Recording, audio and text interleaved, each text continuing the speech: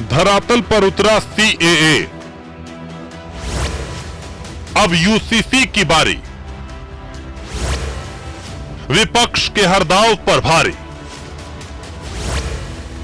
सत्ता पक्ष की तैयारी। शाहीन बाग याद होगा आपको, जब इसी सीएए के विरोध में मुस्लिम संगठनों और विपक्षी दलों ने महीनों बवाल काटा था। संसद से पास होने के बाद ये प्रचारित किया गया कि यह कानून वर्ग विशेष के खिलाफ है, जिसका नतीजा हुआ कि कुछ वक्त के लिए इसे ठंडे बस्ते में डाल दिया गया। लेकिन पिछले सत्र में जब गृह मंत्री अमित शाह ने डंके की चोट पर इस बिल को लागू करने का ऐलान किया, तो ये साफ हो गया कि लोकसभा चुनाव से पहले ही सीएए को अमली जामा पहना दिया जाएगा। वहां की प्रताड़ना झेल कर आएंगे, उसको हम नागरिकता देंगे। मगर तुष्टीकरण की, वोट बैंक की राजनीति के कारण कांग्रेस पार्टी इसका विरोध करती थी।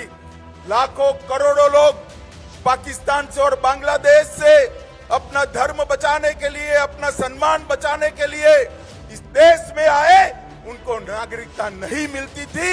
अपने ही देश में वो नागरिकता के बगैर अपमानित होते थे।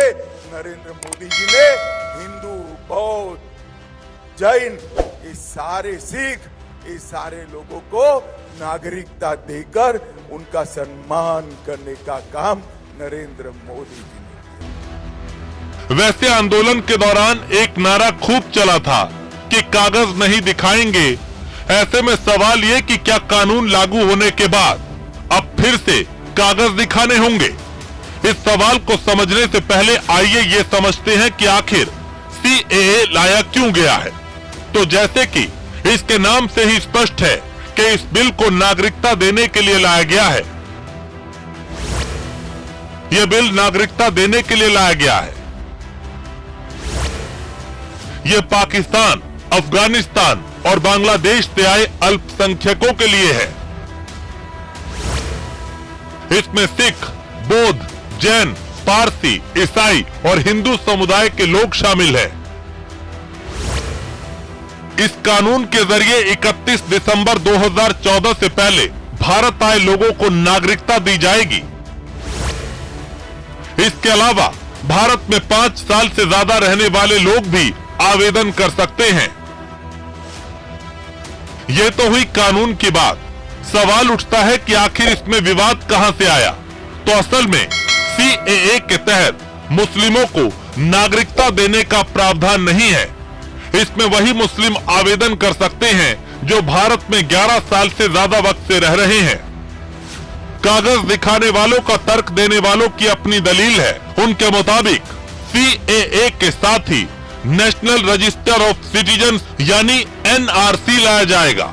इससे उन लोगों को परेशानी होगी जिनके पास वाजिब दस्तावेज नहीं है।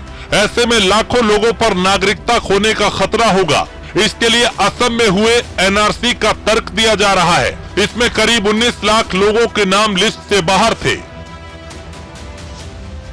बहरहाल सरकार ने लोकसभा चुनाव से ठीक पहले सीएए लागू कर दिया है, जिसके बाद इसे लेकर छाती पीटने वाले फिर से मैदान में आ चुके हैं। कुल मिला के सीएए अब हकीकत है और इसके साथ ही सरकार ने समान नागरिक संहिता की ओर कदम बढ़ा दिए हैं। उत्तराखंड में यूसीसी लागू हो चुका है और पूरे देश में लागू करने की तैयारी है। ये इसलिए भी अहम है क्योंकि धारा 370, राम मंदिर और समान नागरिक संहिता हमेशा से बीजेपी के कोर एजेंडे में रहे हैं। इनमें 2 पूरे हो चुके हैं और तीसरे की बारी है।